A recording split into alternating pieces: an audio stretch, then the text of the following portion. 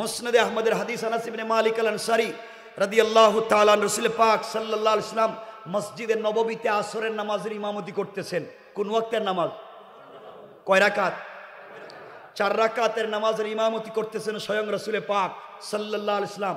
পিছনে মুসল্লি সাহাবায়ে কেরাম আবু বকর, ওমর, আলী, ওসমান, তালহা, জুবায়ের সকল সাহাবায়ে কেরাম মসজিদে মুসল্লি।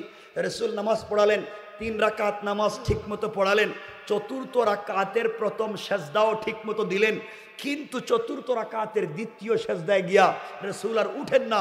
প্রায় আধা ঘন্টা সেজদায় রাসূল উঠেন না। সাহাবায়ে কেরাম মাআযাল্লাহ চিন্তায় পড়ে গেলেন, রাসূলের কিছু হয়ে গেল কিনা, এত লম্বা সেজদা হঠাৎ করে দিচ্ছেন, চতুর্থ রাকাতের দ্বিতীয় সেজদা, কি হলো? দীর্ঘক্ষণ সেজদা দিলেন, মাথা উঠালেন, নামাজ শেষ করলেন, সালাম ফিরালেন।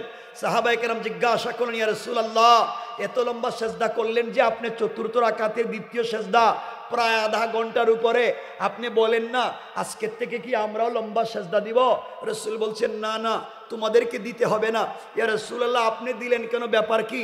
রাসূল বললেন, শোনো, আমি যখন আসরের নামাজের চতুর্থ রাকাতের দ্বিতীয় সেজদায়, তখন আমার কলিজার টুকরা নাতি হাসান ও আমার পিঠে উঠে, আমার পিঠে বসে, 2টা পা 2 দিকে ছেড়ে দিয়া আমার লম্বা চুলের মুষ্টি ধরে আমি নামাজের সেজদায়, আর আমার নাতি আমার পিঠে গুড়া দৌড়ায়। আল্লাহু আকবার বলেন। আমি নামাজের সেজদায় আর আমার নাতি আমার পিঠে। আমি চিন্তা করলাম তাসবিহ শেষ করে এখন যদি আমি উঠে যাই, নাতি যদি পিঠ থেকে পড়ে যায়, ও যদি ভয় পায় মসজিদ থেকে চলে যায়, আল্লাহ যদি বলে, কি ও মুহাম্মদ, তোমাকে খালিল না বানিয়ে হাবিব বানিয়েছিলাম, কলিজার টুকরা বন্ধু বানিয়েছিলাম, তোমাকে রাহমাতাল লিল আলামিন বানিয়েছিলাম, পুরা আলমের জন্য রহমত। একটা বাচ্চা মাত্র পিঠে উঠলো, কয়েকটা মিনিট দুষ্টামি করলো, তাও সহ্য করতে পারলেন না, নামাইয়া দিলেন। আর আমার জমিনে কত কোটি কোটি বান্দা সারাদিন নিমক হারামি করে, সারাদিন বেঈমানি করে, সারাদিন নাফরমানি করে, একটা বান্দারও আমি জমিনের পিঠ থেকে নামাইয়া দেই না। আর তোমার পিঠে একটা বাচ্চা উঠলো, কয়েক মিনিট সহ্য করতে পারলা না, নামাইয়া দিলা। আল্লাহ যদি আমাকে জিজ্ঞাসা করে, আমি জবাব দিতে পারবো না। এই জন্য চিন্তা করলাম আমি নামাজ শেষ করি, নাতি নেমে গেলে নামাজ শেষ করব, সালাম ফিরে আল্লাহর কাছে মাফ চেয়ে নিব। কিন্তু সাহাবীরা, আমি যখন সালাম ফিরালাম, এমন সময় জিবরিল আমিন হাজির হলেন, মুস্কি হেসে আমাকে সালাম দিয়ে বলছেন, ইয়া রাসূলুল্লাহ, আপনি নামাজের সেজদায় আর আপনার নাতি আপনার পিঠে খেলাধুলা করে, আপনি সেজদায় থেকে যে সুযোগ দিয়েছেন, আল্লাহ তাআলা এই দৃশ্য দেখে দেখে মুস্কি মুস্কি হাসতেছে। সুবহানাল্লাহ, জোরে পড়েন। কেমন ছিল রাসূলের সালাত? রাসূল বাচ্চাদেরকে কিভাবে সাপোর্ট করলেন, আর আমরা কি করলাম? এগুলা শিখেন। এমনও ছিল একদিন হাসান, ওই যে কত অন্যদিকে চলে যায়, লম্বা করতে চাই না, হাসান জুমার নামাজে মসজিদে আসছেন, পুরা মসজিদ মুসল্লিরা ভরা, রাসূল খুতবা দিতেছেন, জুমার খুতবা। হাসান এসে এখানে দাঁড়ায় রইছে, তাকায়া দেখতেছে, এদিকে সেদিকে জায়গা নাই, ছোট মানুষ, কেউ তারে জায়গাও দেয় না, দাঁড়াইয়া রয়েছে। দেখি না, নানা আমারে দেখেনি, কেউ আমার একটু জায়গা করে দেয়নি, কেউ তো আর দিবে না, বাচ্চা ছোট। রাসূল মিম্বর থেকে নেমে গেলেন, আস্তে আস্তে তিনি আসলেন, এসে হাসানের হাত ধরলেন, টাইনা টাইনা সামনে নিয়ে গেলেন, হাসানের হাত ধরে বাকি খুতবা তিনি দিলেন। সুবহানাল্লাহ বলেন। কেমন ছিল রাসূলের আদর্শ? আমরা বানাইছি কি? এই জন্য 2 হাত জোড় করে বলছি, বাবা দিন বুঝোই, আউল ফাউল শুধু এদিক সেদিক কথা শুই না, দিনকে নষ্ট করে দিও না, দিনকে বুঝো, দিনকে চিনো, নিজেকে পবিত্র করো। আল্লাহ আমাদের সবাইকে কবুল করুক, সকলে পড়েন আমিন। এতক্ষণের কথা বুঝছেন? বুঝছেন? আসুন এখন আমরা আরো সংক্ষেপ করে দেই। সমাজের এই নোংরামি থেকে বেঁচে থাকবার পদ্ধতি আল্লাহ কোরআনে বলেছেন 4টা। কয়টা? আমি যে আয়াত তিলাওয়াত করেছি, এই আয়াতের উপরের আয়াত, এর উপরের আয়াত আমি পড়ছি সূরা আল ফুরকানের 65, আল্লাহ 63 এবং 64 আয়াতে বলছেন 3টা, আমার আলোচ্য আয়াতে বলছেন 1টা। এই 4 গুণ যার ভিতরে অর্জিত হবে, রাসূল বলেছেন মরলেই দারুস সালাম নামক জান্নাতে চলে যাবে।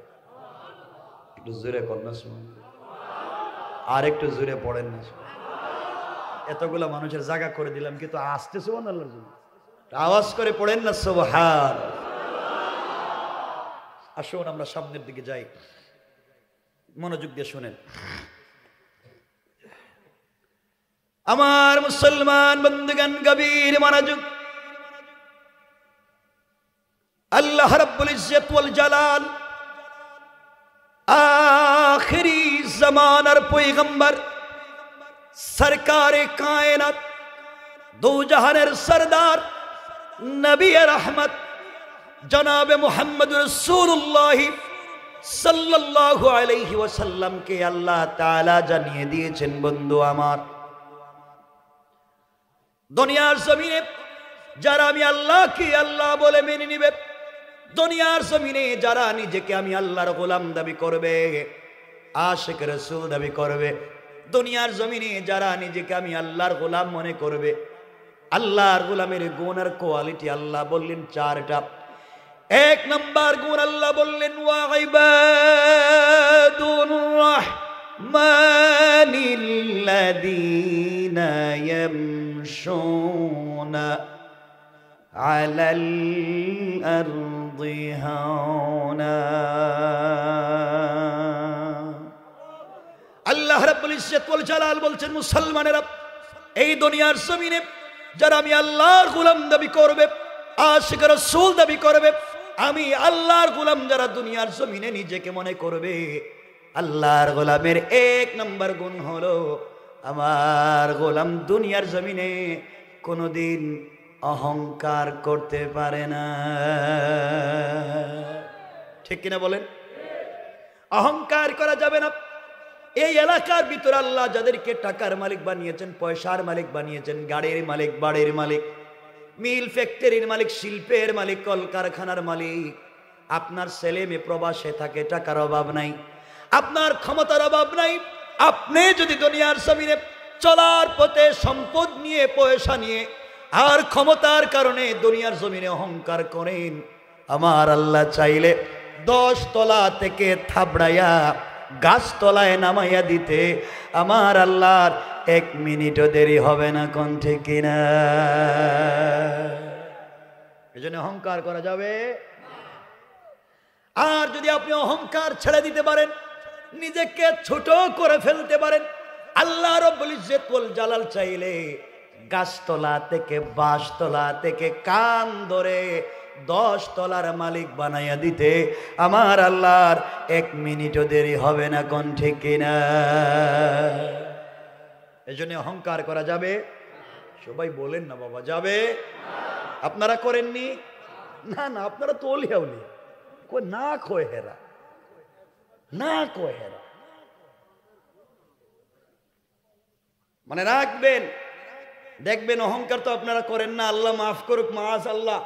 এলাকায় দেখবেন বেচারার আগে পয়সা পাতি ছিল না, এলাকার নতুন পয়সাওয়ালা, এলাকার নতুন ক্ষমতাওয়ালা, নতুন পয়সার মালিক, দেখবেন পয়সার গরমে এখন এলাকার সাধারণ পাবলিক রে ঠিক মতো চিনেই না। কথা বলেন না কেন? আছে না নাই? অহংকার করা যাবে। আজ থেকে 50 বছর আগে আপনাদের এই উত্তর সিড্ডায় খবর নেন, 50 বছর আগে অনেকের ঘরে লাখ লাখ টাকা ছিল, মানে লাখপতি। আজ তার ছেলেমেয়েরা মানুষের বাড়িতে কাজ কাম করে খায়, নাই? আর আজ থেকে 50 বছর আগে এই এলাকায় অনেকের ঘর ছিল ঝোপড়ি ঘর, বৃষ্টি দিলে টিন লাগাবার পয়সা ছিল না। আজ তার 50 বছর পরে ছেলেমেয়ের ঘর আল্লাহ কোটি কোটি টাকার মালিক বানিয়েছে। আছে না নাই? কে করতে পারে? আওয়াজ করে বলেন কে? সবাই বলেন কে? অহংকার করা যাবে? মনে থাকবে তো? এখন যদি আমরা আলোচনা শুরু করি, অহংকার করলে ক্ষতি কি, অহংকার ছেড়ে দিলে লাভ কি, এই টপিকে যদি আলোচনা শুরু করি আমাদের কম পক্ষে লাগবে 3 ঘন্টা। আর শোনেন, এইটার উপরেই 3 ঘন্টার আলোচনা ইন্টারনেটে আছে অলরেডি আমার, কিন্তু আমার লাগবে কমপক্ষে আরো 3 ঘন্টা। সুতরাং আমরা শুধু এতটুকুনি বললাম যে মনে রাখবেন অহংকার করা যাবে, এতটুকুন মনে রাখেন, আমরা সামনে যাই। আবার বলেন অহংকার করা যাবে। আল্লাহর গোলামের 2 নম্বর গুণ, আল্লাহর গোলামের 2 নম্বর গুণ আল্লাহ বললেন ওয়াইদা খাতাবাহুমুল জাহিলুনা ক্বালু সালামা। আল্লাহ রাব্বুল ইজ্জত ওয়াল জালাল বলছেন, মুসলমানেরা এই দুনিয়ার জমিনে যারা আল্লাহর গোলাম দাবি করবে, আশিক রাসূল দাবি করবে, আল্লাহর গোলাম যারা নিজেকে মনে করবে, বান্দারে আল্লাহর গোলামের 2 নম্বর গুণ হলো, আমার গোলামকে কেউ গালি দিলে গালির জবাব দিবে না, আঘাত করলে আঘাতের জবাব দিবে না, গীবত শিকায়ত সমালোচনা করলে জবাব দিবে না, বরং আমি আল্লাহর গোলামকে কেউ যদি গালি দেয়, আমার গোলাম গালির জবাবে গালি না দেয়া ওই ব্যক্তির জন্য শান্তি আর সালামতের দোয়া করে যায়। পড়েন সুবহানাল্লাহ। তাহলে আল্লাহর গোলামের 2 নম্বর গুণ, গালি দেওয়া যাবে? বলেন না যাবে? আপনারা দেন না? কইলেই কই না, রাস্তাঘাটে কামটা করে কেডা? কইলেই কই না। সুতরাং আল্লাহর গোলামের 2 নম্বর গুণ, গালি দেওয়া যাবে? কেউ যদি গালি দেয় আমরা বিনিময়ে শান্তির দোয়া করব। রব বলেছেন, খাতাবাহুমুল জাহিলুন ক্বালু সালামা, শান্তির দোয়া করব, তাকে সালাম দিব ইনশাআল্লাহ। বলেন না ইনশাআল্লাহ? সালাম দেননি? মিথ্যা কথা বললেন না। তাহলে একটু একটু টেস্ট করে দেখি, একটু কষ্ট হচ্ছে না তো? কেউ উঠবেন না কিন্তু? উঠলে ঝামেলা আছে, আমি বলে দিন এক কথা, কিন্তু না আবার উঠবেন না, এটা আমি বুঝতেছি। যাই হোক, বলে দিই একটা কথা।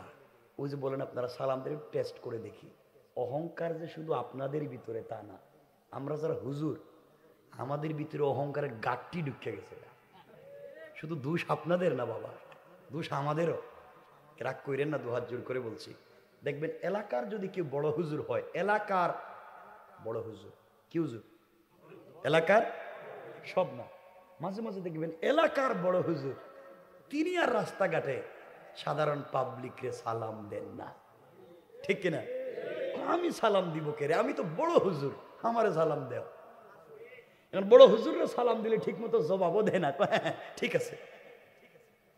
বড় হুজুরের দিকে যাইতেছে, আপনি চিন্তা করলেন ওয়াজে শুনছি বড় বড় হুজুরদের সঙ্গে মুসাফাহা করলে সগীরা গুনাহ মাফ হয়। হুজুর যখন এদিকে যাইতেছে আপনি বলেন, হুজুর একটু মুসাফাহা। না না, আমার ঠান্ডা লাগতেছে, হাত দিতে চায় না। কিন্তু মুসাফার সময় যদি বড় হুজুরের হাতে এই যে একটু একটু কি হাদিয়া, হাদিয়া একটু কি, এই যে হাদিয়া, বড় হুজুরের দিকে যাইতেছে, আপনি হুজুর একটু একটু হাদিয়া, একটু মুসাফা করতাম, একটু হাদিয়া। থ্যাংক ইউ, ভেরি গুড, আবার আইসো আরো দিও। তোমার কপালে ঠাডা পড়ো, তুমি এখন কো আবার আইসো আরো দিও, আর তুমি এতক্ষণ কইছিলা।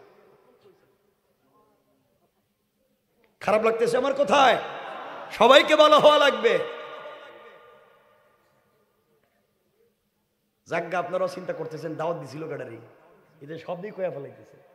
এই যে এরে দৌড়িয়ে, আমি বেটা অসুস্থ মানুষ, বাহিরে ছিলাম, আসছি মাত্র 2 দিন হইল, এরপরও চলে আসছি।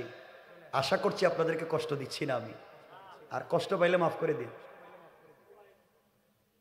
আমাকে কথা বলতে দেন, আমি একটা ধারাবাহিক আলোচনায় তো যাই, সামনে আরো সামনে যাই। আমার বন্ধুগণ, কথাগুলো দিল দিয়ে শোনেন। তাহলে বলতেছিলাম টেস্ট করব, সালাম দেননি। আল্লাহ বলেছেন তোমরা মানুষকে সালাম দিও, কি দিও? কি দিও? আর রাসূল মদিনায় যাওয়ার পরে হযরত আব্দুল্লাহ বিন সালাম বলেন, তিনি খেজুর গাছের উপরে ছিলেন। রাসূল মদিনায় গিয়া প্রথম যে কথা বলছেন মুখ দিয়া, প্রথম শব্দ ইয়া আইয়ুহান নাস আফশুস সালাম। রাসূলের প্রথম শব্দ মদিনায় আফশুস সালাম ওয়া আতইমুত তুআম ওয়াসিলুল আরহাম সাল্লু ফিল লাইল ওয়ান নাস নিয়াম ফাদাখালাল জান্নাতা বিসালাম। মহা লম্বা, ওদিকে তো যাইতামই না, শুধু বলছি রাসূলের প্রথম কথা হচ্ছে সালাম। আমি দেখি আপনারা কেমন। আমি এতক্ষণ বলছি কোরআন থেকে, এখন একটু 1 মিনিটের জন্য হাদিসে যাইতে চাই, অসুবিধা নাই তো? আমাদের কলিজার টুকরা মা আম্মা জান আয়েশা সিদ্দিকা রাদিয়াল্লাহু তাআলা আনহা, তিনি বলেন, আমি যখন দেখতাম রাসূলে পাক ঘরে আসতেছেন, আম্মা জান আয়েশা বলেন, আমি যখন দেখতাম রাসূল ঘরে আসতেছেন, তখন আমি ঘরের দরজার চিপায় দাঁড়িয়ে থাকতাম, পর্দার আড়ালে দাঁড়িয়ে থাকতাম, রাসূল যেন আমাকে দেখতে না পান। তিনি ঘরের দরজায় এসে আমাকে আয়েশা বলে ডাক দিবেন, আর আমি দরজা খুলে দিয়া ঝাপটি মেরে রসুলকে জড়িয়ে ধরে তার কপালে চুম্বন দিয়া আমি সর্বপ্রথম তাকে সালাম দিব। কিন্তু আম্মা জান আয়েশা বলছেন, ওয়াল্লাহে, আল্লাহর জাত ও সিফাতের কসম, আমি পুরা জিন্দগি চেষ্টা করছি রসুলে পাককে আগে সালাম দেওয়ার, কিন্তু পারলাম না। বরং রসুল ঘরে আসার অনেক দূরে থাকতে আমাকে সালাম দিতে। তো আসতে বলেন, জোরে বলেন না সুবহানাল্লাহ। রসুল আগে আয়েশাকে সালাম দিতেন। এখানে 3-4টা শিক্ষা আছে, 1 মিনিটে বইলা দিই, শুনেন আপনারা। কি রসুল আয়েশাকে সালাম দিয়েছেন, এর অর্থ হলো বড় সালাম দিয়েছেন ছোটকে। রসুল বড়, আয়েশা ছোট। রসুল সালাম দিয়েছেন আয়েশাকে, অর্থ হলো বড় সালাম দিয়েছেন ছোটকে। শিক্ষা হলো আপনি বড় লোক, আপনি পয়সাওয়ালা, আপনি ক্ষমতাওয়ালা, আপনি বড় হুজুর, আপনি বড় খতিব, আপনি বড় বয়সে, আপনি বড় বংশওয়ালা, আপনি যাকে পাবেন সুইপার, মেথর, রিক্সাওয়ালা, বেনওয়ালা, সে যদি মুসলমান হয় আপনি তাকে সালাম দিবেন। আপনি বড় আল্লামা, আপনি যদি রিক্সাওয়ালাকে সালাম দিতে আপনার কলিজায় লাগে 100% আপনি অহংকারী। ঠিক কিনা জোরে বলেন? কেন এই কাজ করলেন না? কেন আপনি সালাম দেন না রিক্সাওয়ালা? রে মুসলিম না? আপনি সালাম দিবেন। 2 নাম্বার, রসুল সালাম দিয়েছেন আয়েশাকে, এর অর্থ হলো রসুল বাহির থেকে ঘরে এসে সালাম দিয়েছেন। শিক্ষা হলো বাহির থেকে ঘরে আসলে যিনি আসবেন তিনি সালাম দিতে হয়। কেউ ঘরে না থাকলে রসুল বলেছেন আহলাল বায়ত, ঘরে তোমরা সালাম দাও, মানুষ না থাকলে তো ফেরেশতা আছে, সালাম দাও। শিক্ষা হলো বাহির থেকে যিনি ঘরে যাবেন তিনি সালাম দিবেন। শিক্ষা হলো ছাত্ররা আগে থেকেই ক্লাসে বসা থাকে, উস্তাদ বাহির থেকে ক্লাসে আসেন। আমি যেমন বাহির থেকে এখানে আসছি, আপনারা আগে থেকেই বসা ছিলেন। সুন্নত হলো আমি সালাম দিতাম। আপনারা যখন টিচার, ছাত্ররা ক্লাসে বসা থাকে, নিয়ম হলো উস্তাদ ছাত্রকে সালাম দিবেন। ছাত্ররা ক্লাসে বসা, উস্তাদ বাহির থেকে যান, টিচার বাহির থেকে যান, তিনি আগে সালাম দিবেন। কিন্তু আমাদের দেশে উল্টা, ছাত্ররা যদি হুজুরের সালাম না দেয় তাহলে ফিডায়। কথা কন না কেরে? হে কাম করেন কেরে? বড় নাকি আপনার সানটা কি? কষ্ট পাইতেছেন আমার কথাবার্তায়? পাইলে কি আমি আমো নাকি? আর শুনেন না আমার বন্ধুগণ, আরেকটা শিক্ষা, রসুল সালাম দিয়েছেন আয়েশাকে, এর অর্থ হলো স্বামী সালাম দিয়েছেন স্ত্রীকে। রসুল স্বামী, আয়েশা স্ত্রী, রসুল আগে সালাম দিয়েছেন, অর্থ হলো স্বামী সালাম দিয়েছেন স্ত্রীকে। শিক্ষা হলো আপনিও বাহির থেকে ঘরে গেলে আপনি সালাম দিবেন স্ত্রীরে। ঠিক কি আমি জানি না বাবা? ঠিক তো আমি জানি না, কইতেছি ইনশাল্লাহ কোয়া লাগবে। বলেন ইনশাল্লাহ, বলেন ঠিক কইয়া পার পাওয়া যাবে। আমার কথা কি আপনারা বুঝতেছেন? আমি চাচ্ছিলাম আপনাদেরকে এভাবে বুঝাবার জন্য। আমার কথা কি বুঝতেছেন? আচ্ছা, রসুল সালাম দিয়েছেন আয়েশাকে, তাহলে আপনি সালাম দিবেন স্ত্রীরে। এখন আপনারা সত্য কথা বলেন, ইমানে আপনারা বউরে সালাম দেননি? চাচা আপনি কি একজন বিয়া করছো? এতগুলা মানুষকে বিয়া করে নাই? সবাই তো কোয়া লাগবো সালাম দেননি। মিথ্যা কথা কই না, মিথ্যা কথা বলা যাবে না। মাঝে মাঝে সালাম দেন না কেন? হেডে কোন সালাম দেন না কেন? হেডে কোন? হ্যাঁ, শরম করে। আর এখানে কে কইছে শরম করে? শরম করে কি? বউরে সালাম দিতে শরম করে, লজ্জা লাগে। আর বউরে ফিডাইবার সময় লজ্জা কই যায়? বউরে যখন ফিডাও তখন লজ্জা কই থাকে? ওই দিন আমার একজন বলল, বউরে ফিডাইতে মানে বউরে ফিডাইতে ফিডাইতে মারতে মারতে বউরে কইতেছে তুই আমারে আব্বা ক।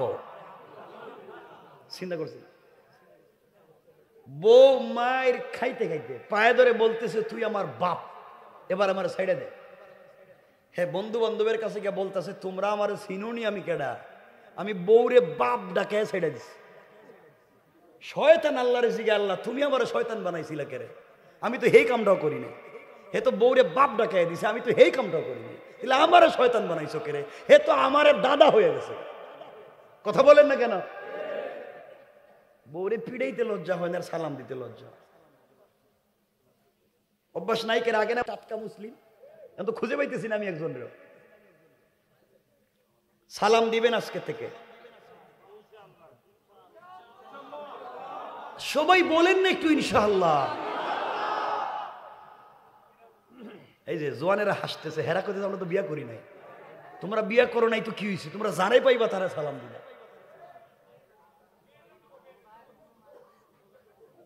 সালাম দিবেন তো বাবা।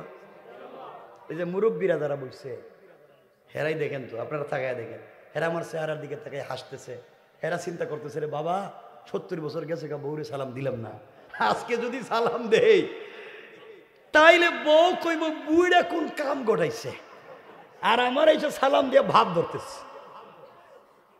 যাই কোক, আপনি সালাম দিবেন, হিড়ি আমার কইয়া দেন ইনশাআল্লাহ। বলেন না, বলেন ইনশাআল্লাহ।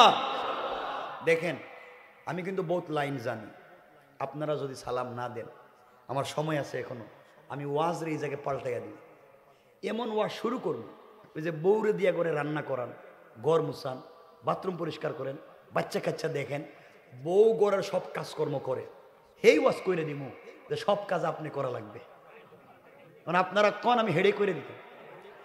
এমন কি বাচ্চা থাকলে বাচ্চারে দুধও আপনি খাওয়াইতে হইব, কোত্থেকে আপনি এনে খাওয়াইবেন আপনি জানেন। এখন আপনি কোন হেডে কইয়া দিব, আল্লাহর হস্তে সালামটা দিবেন, বলেন ইনশাআল্লাহ। ইনশাআল্লাহ আজকেই ওয়াজ থেকে বাসায় গিয়া ঘরের দরজায় দাঁড়াইয়া বলবেন, বউ আসসালামু আলাইকুম ওয়া রাহমাতুল্লাহ। বউ কইব ও মা, বুড়ের আজকে কোন বুতে ধরলো? আপনি বলবেন কোন বুতে ধরেন, এই মাত্র হুজুর ওয়াজ করে দিছে আর আমি সুন্নত আদায় করে দিছি। ইনশাআল্লাহ সবাই বলেন ইনশাআল্লাহ।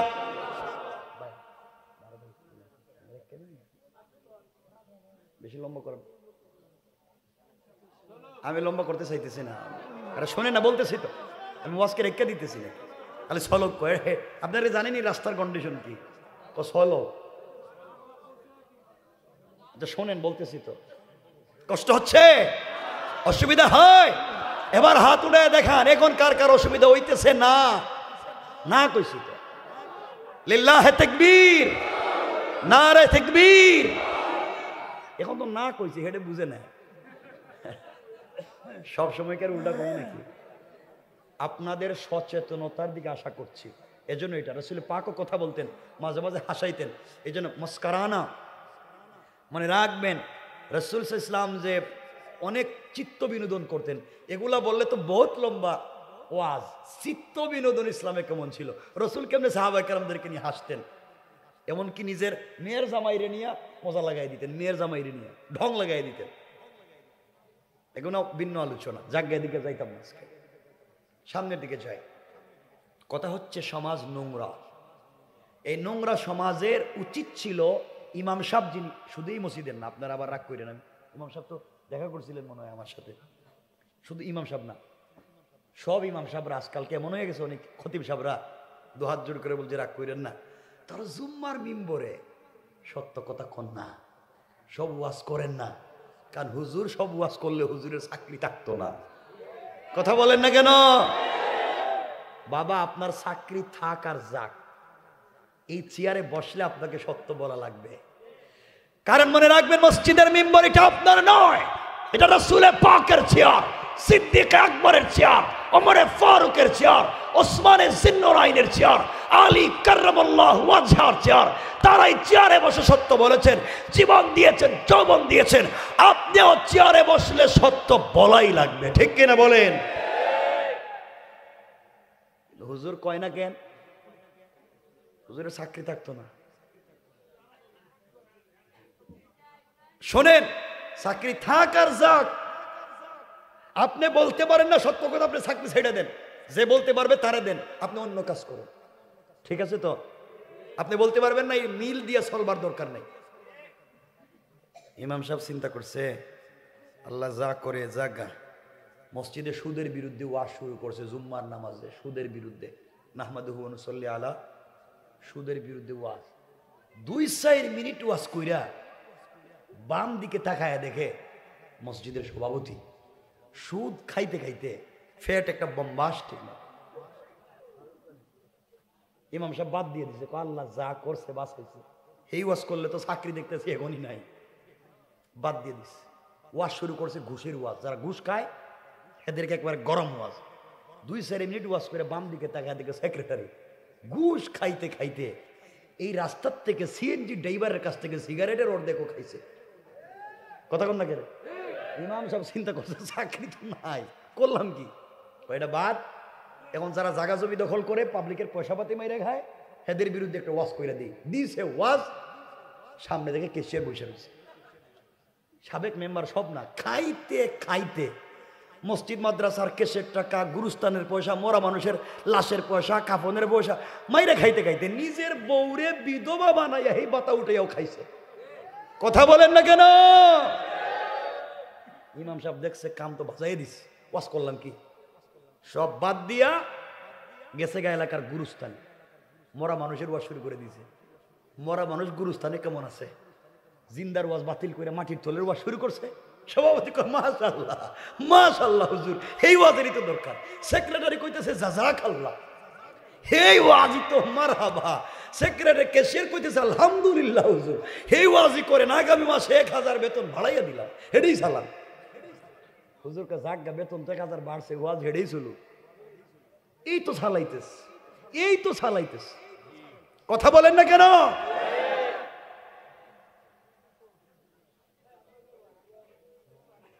আল্লাহ আমাদেরকে হেফাজত করো। আল্লাহর গোলামের 1 নম্বর গুণ অহংকার করা যাবে, 2 নম্বর গালি দেওয়া যাবে। কেউ গালি দিলে আমরা কি দিব? সবাই বলেন আজকে থেকে বাসায় সালাম দিব ইনশাল্লাহ, যে যাকে পাবে সালাম দিব ইনশাল্লাহ। আচ্ছা, ওখানে আরো 1-2টা কথা বাকি রয়েছে, বলে দিই। এই খাতাবাহুমুল জাহিলুনে, কথা বইল না ছেলেরা। আমরা ওই যে আমরা পরিবারকে সুন্দর বানাতে চাই, চাই কি চাই না? আপনারা চান না আপনাদের ঘর থেকে শাহজালাল, শাহপরান, শাহ মখদুম, শাহ আমানত, জুনাইদ, বগদাদি, আব্দুল কাদের জিলানি, মুঈনুদ্দিন চিশতি এমন বড় বড় বুজুর্গ আপনাদের ঘর থেকে জন্মানুক চান না? এজন্য আমাদের ফ্যামিলি বন্ডিং তৈরি করতে হবে, স্বামী স্ত্রীর বোঝাপড়া ঠিক করতে হবে, স্বামী স্ত্রীর সাথে একে অপরের সম্পর্ক ভালো করতে হবে। কিন্তু আমাদের ঘরে আজকালকে স্বামী স্ত্রীর সম্পর্ক ভালো নাই। নিজে বউরে দেখতে পারে না, বউ স্বামীরে দেখতে পারে না। কথা বলেন না কেন? এই জন্য পরকীয়ার অভাব অভাব। আর মোবাইল একটা তো আছে ঘরে, মেশিন একটা তো আছে। আপনি যে ঘরে বউরে মেশিন একটা দিয়া যে বাইরে গেলেন, ব্যবসা করলেন, কাম করলেন, অফিস করলেন, বউ যে মেশিন লইয়া গেছে গা তার বন্ধু বান্ধবদের কলজার ভিতরে, আপনি জানেন নি? কথা বলেন না কেন? সে প্রেম করতেছে, পরকীয়া করতেছে মোবাইল নিয়ে। বাচ্চারা মোবাইল নিয়ে নষ্ট হয়ে যাচ্ছে, যুবকেরা মোবাইল নিয়ে ধ্বংস হয়ে যাচ্ছে। সারাদিন গান গান গান বাজনা, শয়তানির নাফরমানি, কৌতুক, সিনেমা, নাটক, এরপরে কার্টুন, এগুলো নিয়ে সব ধ্বংস। এর একমাত্র কারণ আজকালকে মা বাপ বাচ্চাদেরকে সময় না দিয়া মোবাইল দিয়ে দিছে সময় দিতে। কথা বলেন না কেন? সময় দিব মা বাপ, এখন দিছে মোবাইল, তো মোবাইল তো সময় দিতেছে। এই জন্য আমাদের ঘর থেকে ভালো ভালো বাচ্চা জন্ম নেয় না। আমাদের ঘর থেকে আজকালকে জন্ম নেয় বল্টু। আর দুনিয়া জন্ম নিয়ে খাবার খায় না, হেরা খাওয়াইতে গেলে দেখাইতে হয় মুটু পাটলু, এগুলো খাই না। কথা বলেন না কেন? এই জন্য আল্লাহর ওয়াস্তে বাচ্চাকে ধ্বংস করেন না, বাচ্চার হাতে মোবাইল দিয়েন না। 2 হাত জোড় করে বলছি, কোটি কোটি যুব সমাজ, ছাত্র সমাজ আর ছোট ছোট বাচ্চা এবং হাজার হাজার পরিবার শুধুমাত্র মোবাইলের কারণে ধ্বংস হয়ে যাচ্ছে। ঠিক কিনা জুড়ে বলেন?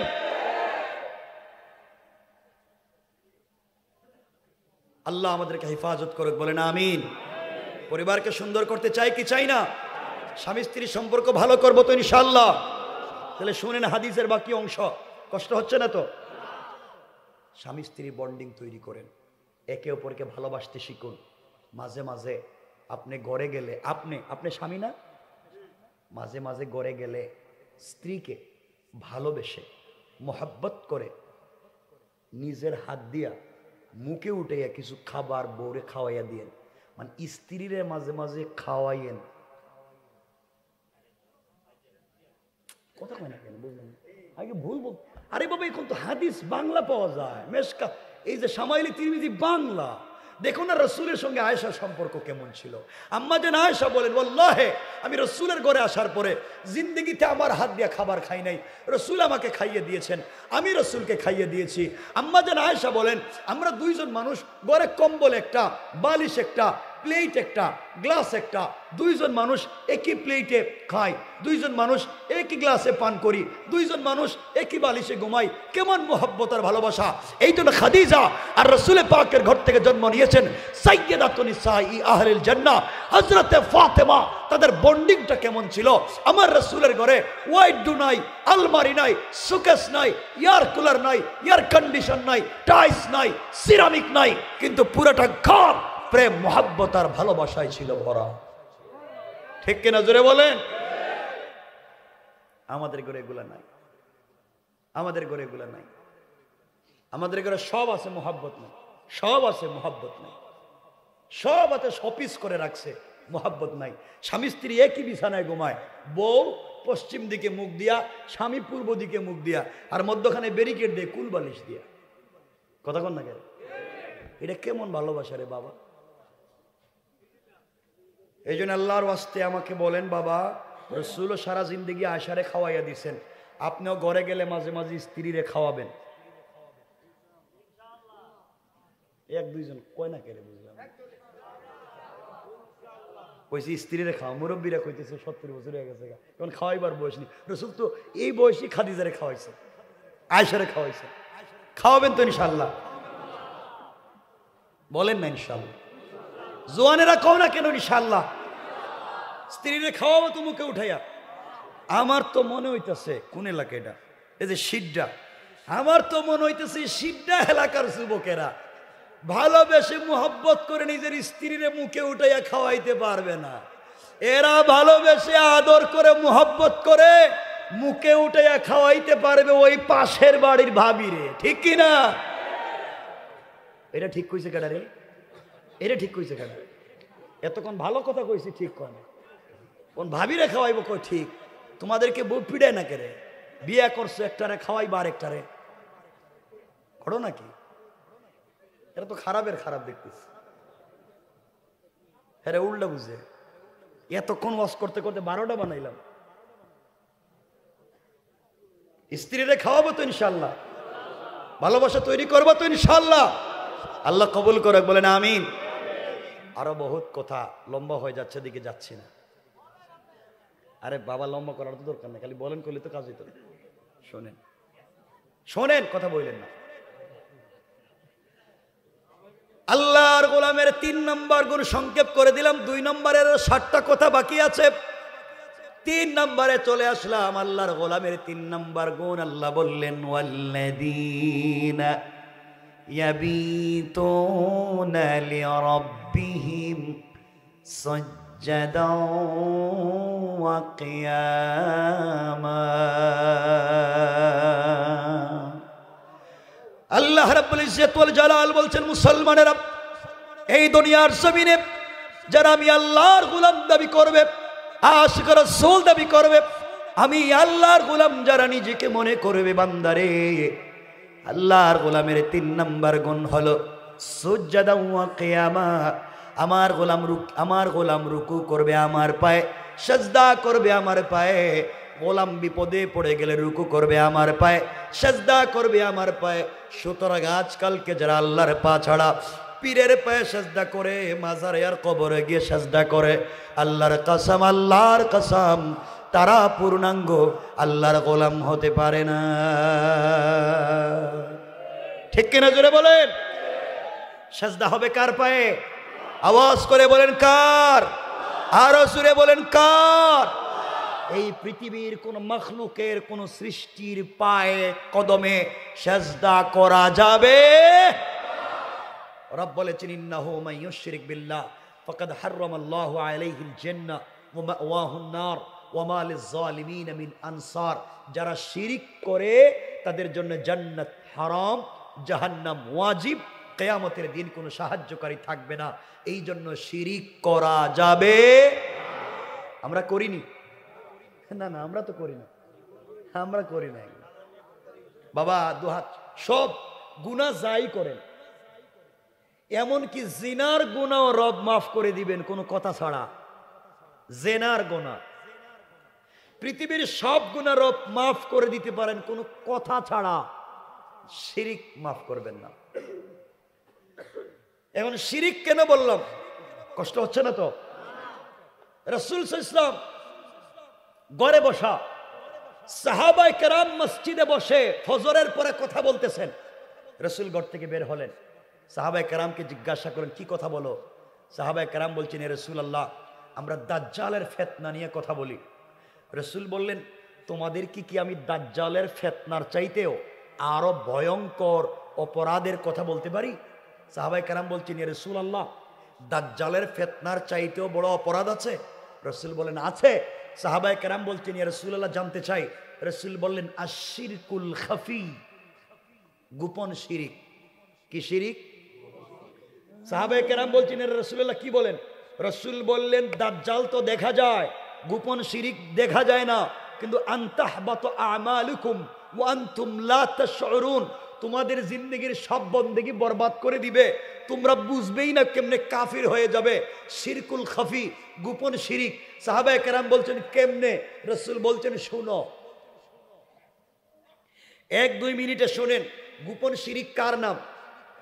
গোপন শিরিক হলো সকালবেলা আপনি ঘুম থেকে উঠছেন, কোথাও যাচ্ছেন, অফিসে যাবেন, বাহিরে যাবেন, হঠাৎ দেখলেন একজন মহিলা হাতের মধ্যে একটা কলস নিয়ে, আল্লাহ জানে এটা আসেনি এলাকায়, কলস নিয়ে বাইরে হইছে। আপনি বলেন আমার পুরা দিন নষ্ট করে দিছে, খালি কলস দেখছি, আমার পুরা দিন ধ্বংস। আপনি শিরিক করলেন, আপনি জাহান্নামে যাবেন। আল্লাহর কাছে অলক্ষণ কুলক্ষণ বলতে কিছু নাই। রব দিয়েছেন সকালবেলা লক্ষণ ভালো দিয়া, আপনি কেন বলছেন কুলক্ষণ? আপনি কেন খারাপ বলছেন? আপনি শিরিক করেছেন, আপনি জাহান্নামে যাবেন। কথা বুঝতে পারলেন? আপনি দোকানদার, সকালের দোকান খুলছেন, ফজরের পরেই দোকান খুলছেন, আপনার পয়লা কাস্টমার একজন গেছে গিয়ে বলছে, ভাই আমার বাচ্চাটা স্কুলে যাবে, আমাকে 1 হালি ডিম দেন। ডিম হাতে নিছে, পকেটে হাত দিয়ে দেখে পয়সা নাই, বলছে, ভাই আমি ঘর থেকে পয়সা আইনা দিতেছি, একটু পরে পয়সা দিতেছি। আপনি বলেন, করলেন কি? আমার দোকানের পয়লা কাস্টমার বাকি, তাইলে তো পুরা দিনই শেষ। কথা বলেন না কেন? এগুলা বলেনি। হারাম, শিরিক। যারা এই কথা বলবে, দোকানের পয়লা কাস্টমারই বাকি ছিল, পুরা দিন আমার খারাপ যাবে, আল্লাহর দেওয়া দিনকে এরা অলক্ষণ মনে করেছে, আল্লাহর দেওয়া দিনকে যারা খারাপ মনে করেছে, এরা শিরিক করেছে, এরা জাহান্নামে যাবে। খবরদার এই কাজ করবেন না। আমার ওয়াজ বুঝতেছেন নি আপনারা? আপনার মেয়ের বিয়ে হচ্ছে না, আপনার ছেলে বিদেশ যাইতে পারতেছে না, আপনি গণকের কাছে হাত দেখাইয়া বললেন যে দেখো তো আমার হাতে গয়না ঘটনা কি কিছু হয় না কেন? আপনি যে হাত দেখাইলেন, আপনি শিরিক করলেন, আপনি জাহান্নামে যাবেন। সুতরাং আল্লাহ আমাদেরকে শিরিক থেকে বাঁচাক।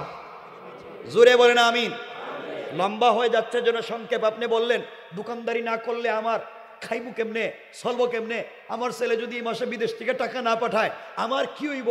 এই কি হইব? আপনি শিরিক করলেন। কারণ আপনার জন্মের 550 বছর আগেও আল্লাহ তাআলা তোমার রিজিকের ফয়সালা করেছে। আপনি কেমনে বললেন আপনার ছেলে না দিলে চলতে পারবেন না? কেমনে বললেন দোকানে ব্যবসা না হলে চলতে পারবেন না? আপনি শিরিক করেছেন। আমার কথা বুঝতেছেন বাবারা? আল্লাহর ওয়াস্তেগুলো করবেন না সব। রাসূল আল্লাহ বলছেন আনতাহবাতু আমালুকুম, তোমাদের পুরা জিন্দেগির বন্দেগি বরবাদ, তোমরা বুঝবাই না। আল্লাহ হেফাজত করে, বলেন আমিন। আল্লাহর গোলামের 1 নাম্বার গুণ অহংকার করা যাবে না, 2 নাম্বার গুণ গালি দেওয়া যাবে না, 3 নাম্বার গুণ রুকু সিজদা কার পায়ে, 4 নাম্বার গুণ আল্লাহ বললেন ওয়াল্লাযীনা ইয়াকুলুনা রব্বানা ইসরিফ আন্না আযাব জাহান্নাম ইন্না আযাবাহা কানা গারামা।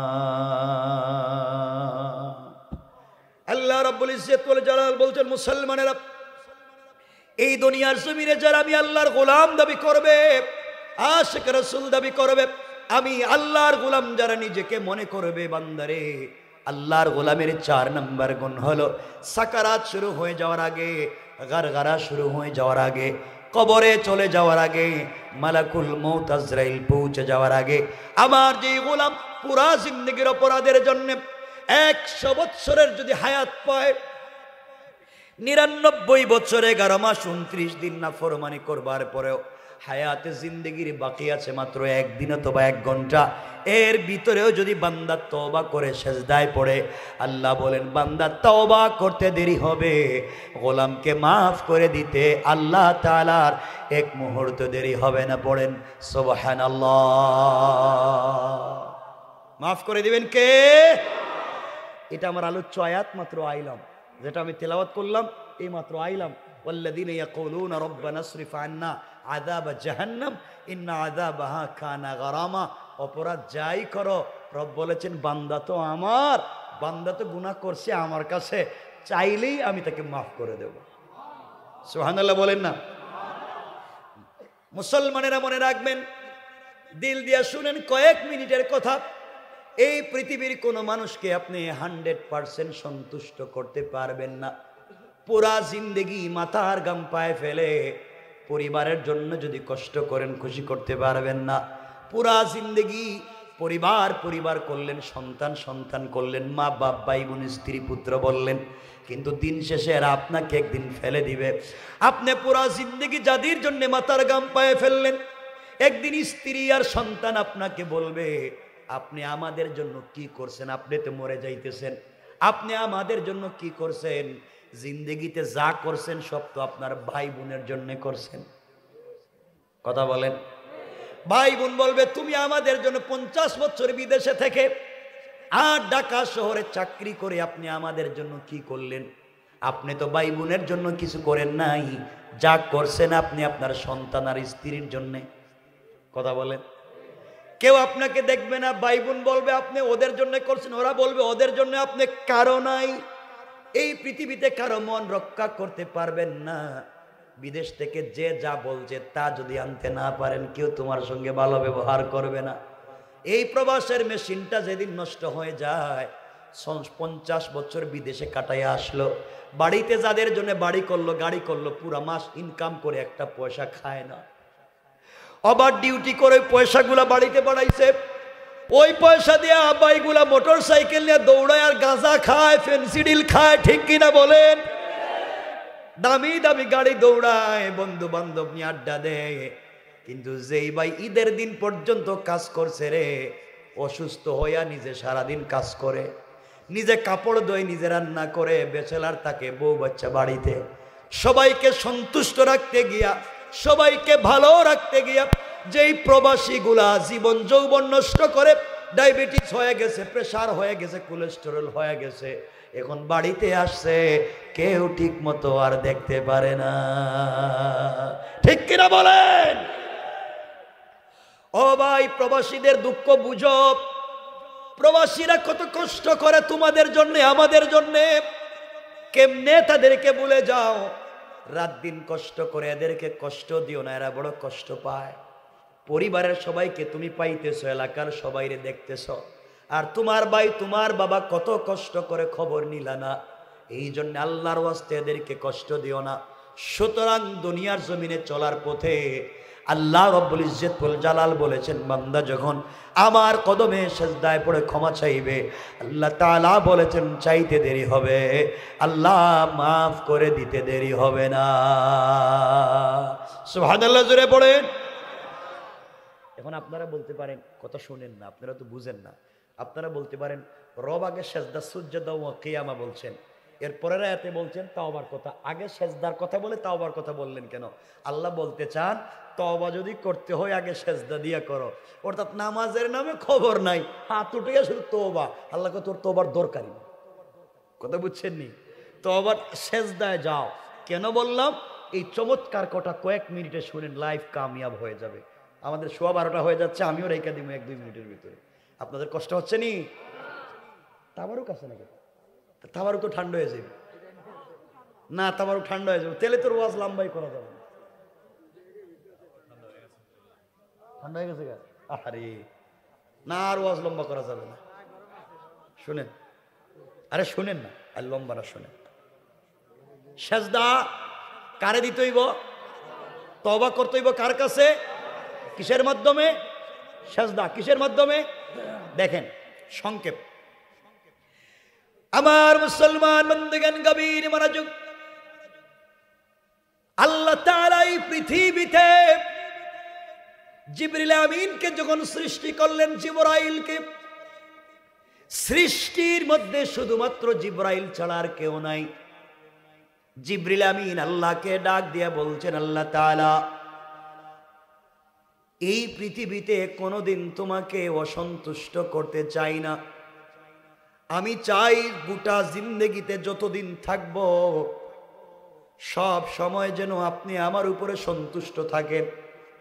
আপনি কষ্ট পান, আপনি নারাজ হয়ে যান, এমন কোনো কাজ আমি করতে চাই না। বলেন না আল্লাহ, কি করলে আপনাকে খুশি করা যায়? আল্লাহ রাব্বুল ইজ্জতুল জালাল বলছেন, জিবরাইল রে, এই পৃথিবীতে কোনো জিনিস দিয়ে আমাকে সন্তুষ্ট করা যাবে না। আরশ, কুরসি, লৌহ কলম, জান্নাত, জাহান্নাম, জিন্নাত, ইনসান, ফেরেশতা, যা তৈরি করেছি, যা তৈরি করলাম না, সব যদি একত্রিত করে আমার কদমে দিয়া দাও, এরপরেও আমি আল্লাহকে সন্তুষ্ট করা যাবে না। এবার জিবরিল আমিন বলছেন, আল্লাহ তাআলা কোনোভাবেই যদি সন্তুষ্ট করা যায় না, কি করলে সন্তুষ্ট করা যাবে আমি জানতে চাই।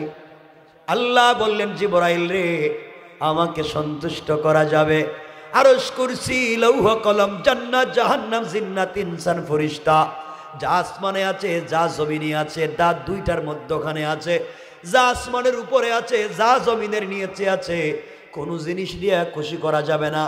আমি সন্তুষ্ট হয়ে যাই যখন বান্দা গুনাহ করার পরেও আমার কদমে সেজদায় পড়ে যায়। ওই একটা সেজদার মাধ্যমে আমি আল্লাহ বান্দার উপরে খুশি হয়ে যায়। এবার জিবরিল আমিন মুস্কি হেসে বলছেন, আল্লাহ তাআলা তাই যদি সত্য হয়, সেজদা দিলেই যদি আপনি খুশি হয়ে যান, আয় আল্লাহ তাআলা আজকে আমি এমন একটা কাজ করব, আমার মনে হয় আমার আগেও কেউ করতে পারে নাই, আমার পরেও কেউ করতে পারবে না। এই বলে জিবরিল আমিন আল্লাহর কদমে সেজদায় পড়ে গেলেন। একদিন, দুই দিন সেজদা করেছেন, তাই না? একদিন না, দুই দিন না, এক মাস না, 2 মাস না, 1 বছর না, 2 বছর না, 100 বছর না, 200 বছর না, 1000 না, 2000 না, জিবরিল আমিন একাধারে আল্লাহর কদমে সেজদা করলেন একাধারে 30,000 বছর। কোন কোন বর্ণনায় পাওয়া যায় জিবরিল আমিন আল্লাহর কদমে সেজদা করেছেন একাধারে 30 লক্ষ বছর। দীর্ঘ সেজদা করবার পরে জিবরিল আমিন মাথা উঠালেন। আল্লাহ বললেন, জিবরাইল এবার বলো কি চাও? জিবরিল আমিন বলছেন, আল্লাহ তাআলা কিছুই তো চাই না, বলো না খুশি হইলেন কিনা? আল্লাহ বলছেন, জিবরাইল শোনো, 30 লক্ষ বছর সেজদা করেছো, আমি সন্তুষ্ট কিনা জানতে চাইছো। জিবরাইল প্রশ্নের জবাব জানবার আগে আমার আরশে আজিমের স্ট্রাকচার, ডিজাইনের দিকে একটাবার তাকাও, আরশে আজিমের গেটের দিকে একটাবার তাকাও। জিবরিল আমিন আল্লাহ তাআলার আরশে আজিমের দিকে লক্ষ্য করলেন, তাকাইয়া দেখেন ওখানে লেখা আছে লা ইলাহা ইল্লাল্লাহু মুহাম্মাদুর রাসূলুল্লাহ। জিবরিল আমিন বলছেন, আল্লাহ তাআলা 30 লক্ষ বছর সিজদা করেছি, আপনি সন্তুষ্ট হলেন কিনা জানতে চাইলাম। কিনা আপনি আমাকে স্ট্রাকচার দেখাইয়া দিলেন, ওখানে কালিমা লেখা, আমি প্রশ্নের জবাব জানতে চাই।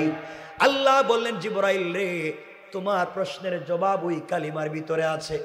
জিবরাইল বলছেন, আল্লাহ তাআলা আমাকে বুঝাইয়া দেন। আল্লাহ বলছেন, জিবরাইল শোনো, এই যে কালিমা, সরকারে কায়নাত, দো জাহানের সরদার, নবী রহমত জনাবে মুহাম্মদ রাসূলুল্লাহ সাল্লাল্লাহু আলাইহি ওয়াসাল্লাম, আমার হাবিবুল্লাহ, আমি আল্লাহ এই কালিমা আমার বন্ধুকে হাদিয়া দিতে চাই।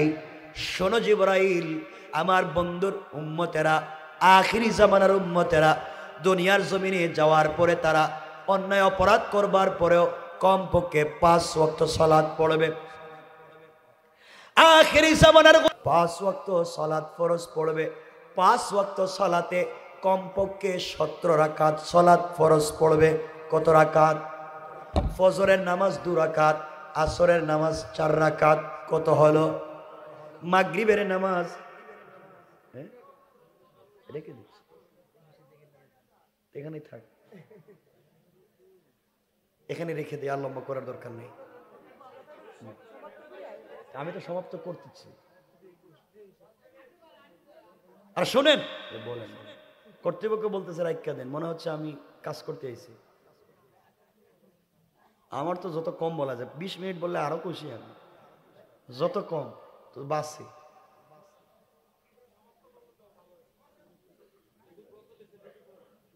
আমি রেখে দিচ্ছি 1 মিনিট, 1 মিনিট আমাকে কথা, আমি এমনি রেখে দিতাম, কথা বলতে চান কেন আপনারা? জিবরিল আমিন আল্লাহ তাআলার কাছে বলছেন, আল্লাহ তাআলা বলেন না কি আমাকে বলবেন? আল্লাহ বলছেন জিবরাইল শোনো, আখিরি জামানার গোলামেরা প্রতিদিন কমপক্ষে 17 রাকাত সালাত ফরজ পড়বে।